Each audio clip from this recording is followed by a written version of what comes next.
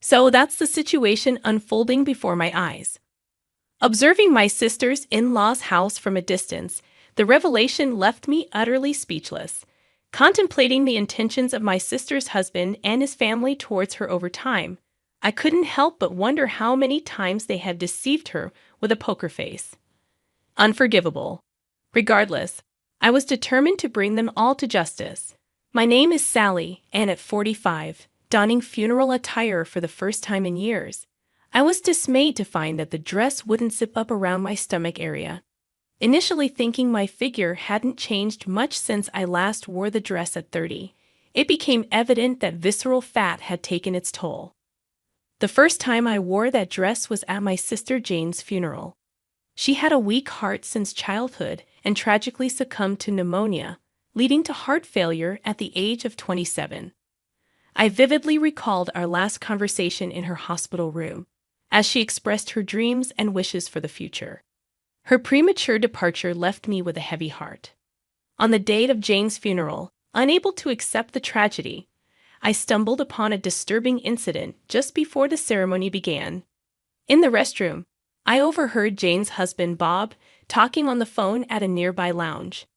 The conversation hinted at secrecy and plans to lay low until a mass for the deceased about a year later, which perplexed me. Eavesdropping was not my habit, but the contents of Bob's conversation intrigued me. Did deceased refer to Jane? The way he spoke suggested a clandestine discussion, raising questions about who he was talking to. Shockingly, he mentioned having a child, a revelation that baffled me, as there were no children between Jane and Bob, given their decision not to risk childbirth due to Jane's health. Confused and astonished by Bob's revelation, my mind raced. However, amidst the chaos, I recalled Jane's desperate attempt to share something with me before her surgery. "There's a child at home," were her last words as she slipped into unconsciousness. Unfortunately, she never woke up, leaving me as the sole witness to those cryptic words. Until now, the overwhelming shock of losing Jane had consumed me, leaving little room for contemplation about the meaning behind her final words. However, when I connected Jane's mention of home with Bob's cryptic comment about staying at home, a revelation struck me. Sally wouldn't refer to their parents' house as home. It was just home. Yet there were no children in their family home. Upon reflection, a sudden realization dawned on me. Could it be that the child Bob spoke of on the phone was residing at his parents' home? The mere thought unsettled me, and I found it impossible to remain seated. If my suspicion held true, forgiveness for Bob seemed unthinkable. After paying my respects at Jane's memorial service, a burning desire to validate my theory took over. Without hesitation, I left the funeral home and headed straight for Bob's parents' house, conveniently located within walking distance from Jane's former residence. Being Bob's only child, and with aging parents, they had opted to live nearby. Despite Jane's concerns about increased family interactions, the reality was quite the opposite, with rare visits and minimal family engagement. Even during Jane's funeral, Bob's parents displayed little sorrow over her misfortune, preoccupied with their phones. Their lack of sympathy in such a situation left me disconcerted. Arriving at Bob's parents' house, I hesitated to ring the doorbell, considering everyone should be at Jane's funeral. However, uncertainty lingered. What if someone emerged? What could I possibly say without concrete evidence of Bob's betrayal?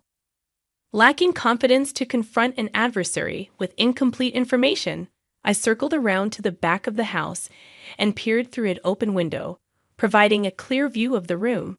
To my surprise, I spotted movement. Could someone really be there? As my heart raced, a child, unmistakably resembling Bob, darted into the yard, pursued by an unfamiliar woman. Instinctively, I concealed myself in the shadows, observing the scene unfold. The child, unsteady on his feet, mirrored Bob's features. The woman, seemingly Bob's age, bore a striking resemblance to the child, leaving little doubt she was the mother. A wave of realization hit me. Had Bob truly betrayed my sister? When did this betrayal begin? And when did Jane discover the truth? Although my suspicions seemed to align, A cascade of unanswered questions left me restless, and, unexpectedly, tears welled up, signaling a storm of emotions within. I harbored an unrelenting grudge, vowing never to forgive him. In my sister's stead, I pledged to send that man straight to hell. Following this resolution, I managed to return to the funeral home and participate in my sister's burial in the churchyard. Despite the suspicions of those attending the service, who thought I had left due to the shock of losing Jane, my explanation seemed to be accepted. No one suspected that I had ventured to Bob's house, and it was a relief that even my sister's in-laws didn't detect anything amiss.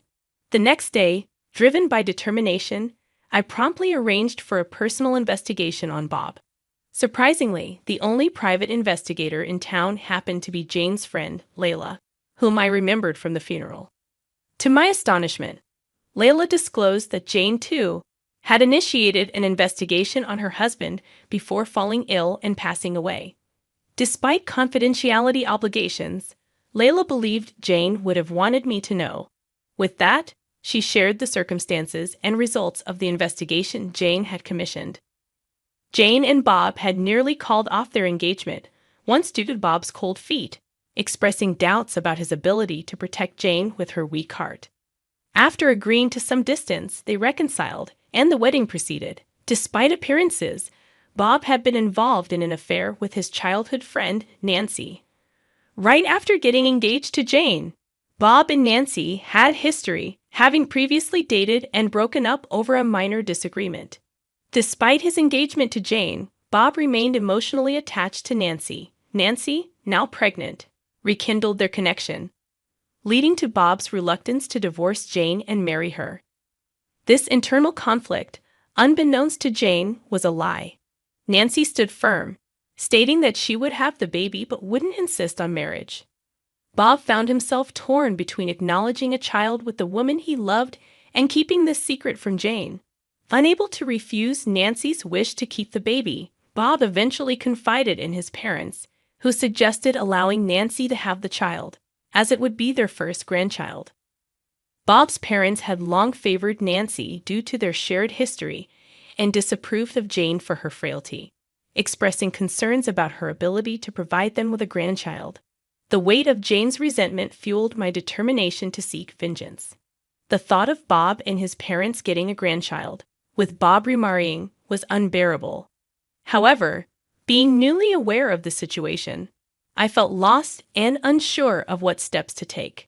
After some contemplation, an idea struck me. I approached Layla, asking if she was proficient with computers.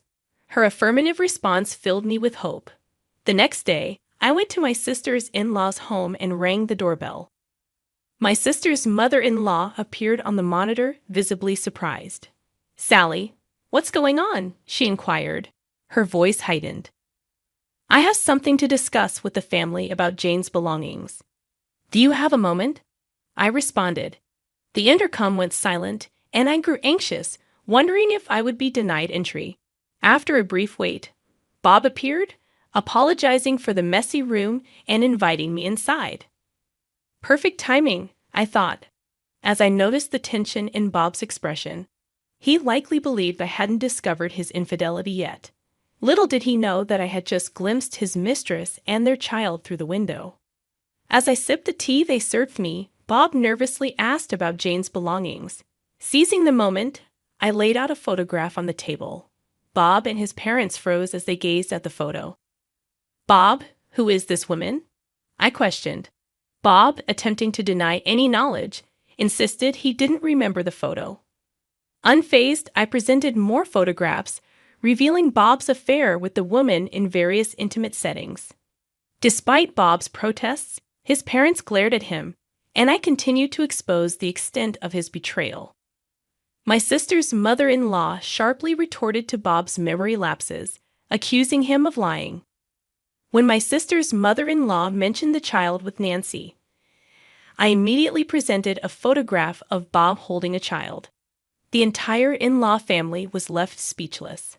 Though Bob continued to deny the accusations, my sister's mother-in-law slapped him, calling him a worthless son. As I probed further, asking if there were other children, My sister's in-laws ignored Bob's pleas, berating him for betraying their beloved grandchild. Despite the confrontation, I remained silent about the fact that the pictures were composites made by Layla. I braced myself for the unfolding chaos, and Bob was left speechless in the face of the accusations.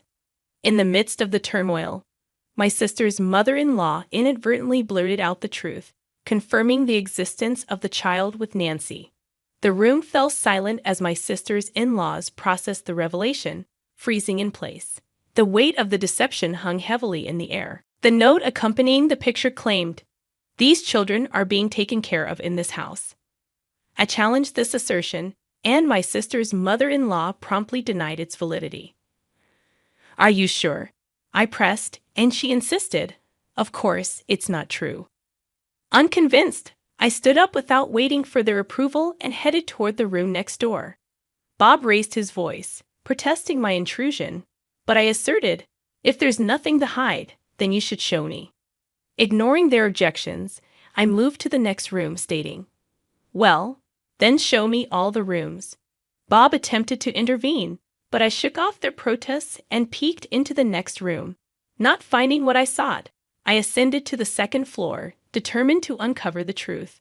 Despite encountering impediments and scraping my knee, the physical discomfort paled in comparison to my sister's pain.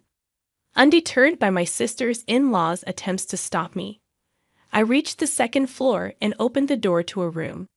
To my dismay, there was Nancy and a child sitting on the bed, different from the ones depicted in the picture. Bob turned pale at the sight, and Nancy, puzzled, inquired about the commotion. I confronted Nancy, showing her the doctored photo. Her anger surged, and she crumpled the picture, demanding answers. Bob, attempting to explain, faced Nancy's fury. Seizing the moment, I asserted that Bob had indeed cheated while my sister was still alive. My sister's in-laws were left speechless, holding their heads in the chaos. Nancy confronted Bob, questioning his faithfulness and expressing her disbelief. Bob, too flustered to deny it properly, stumbled over his words, leaving Nancy's suspicions at an all-time high. Though momentarily taken aback by the mention of Photoshop, I stood by my accusations. Nancy, in her justified suspicion, refused to trust Bob any longer. I offered her a grim piece of advice, acknowledging the ruin he had brought upon my sister's life. At my words, Nancy's face stiffened, absorbing the harsh reality of the situation. The revelation of Bob's deceit had left Nancy's life in disarray, mirroring the upheaval that my sister had endured. Observing Nancy's expressions, I recognized that she likely comprehended the gravity of the situation. It became crucial for me to align myself with Nancy, subtly influencing her to believe that we shared a common goal, preventing any happiness for Bob's family or Nancy herself. As Bob desperately tried to win back Nancy's trust, I interjected, highlighting the hypocrisy of his actions. "So you weren't serious about my sister, but you told her you were, even made marriage vows to her. Looks like you really are an untrustworthy man, Bob." Nancy's face darkened, her trust in him wavering as she began to doubt the sincerity of his words. Encouraged by Nancy's skepticism, I continued, emphasizing that genuine commitment meant sticking to one person, regardless of the circumstances. Bob's attempts to explain were futile, and Nancy, tears streaming down her face, decided to end their relationship, declaring, "We should break up, Bob. I don't want to be your convenient woman." As Nancy walked out of the house with her child, leaving Bob's family despondent, I silently celebrated the success of my plan. Later, I compelled Bob to write a legal document severing all family ties and relinquishing any claim to my sister's inheritance. My stern father, having learned the truth, confronted my sister's in-laws, ensuring that not a single penny of my sister's assets would go to Bob. The inheritance was safeguarded, and Bob, with his family, faced the consequences of their actions. The entire neighborhood, having overheard the commotion and revelations, deemed Bob's house cursed, leading him to quit his job and flee the town. 2 months later, Nancy unexpectedly arrived at our family home, seeking forgiveness and making amends for her previous actions. Despite her offering $50,000, we declined the money and insisted it be donated to a children's home where my sister had once worked. Accompanying her to ensure the proper donation, we hoped to bring some good from the unfortunate situation. While Nancy expressed gratitude, I continued to grapple with the loss of my sister, even experiencing mental health challenges. However, I gradually recovered and found solace in working at Layla's detective agency. Layla and I, both having faced significant losses, became close comrades. Over time, I reshaped my view of marriage, recognizing the importance of cherishing moments with loved ones. After 4 years with my partner, we got married last year. The experience of losing my sister during the pandemic reinforced the fragility of life, motivating me to live fully without regrets. In closing, I vow to live vibrantly for both myself and my sister, promising to share all the joys when we reunite. With this commitment, I embarked on a journey to embrace life to the fullest, carrying my sister's memory with me.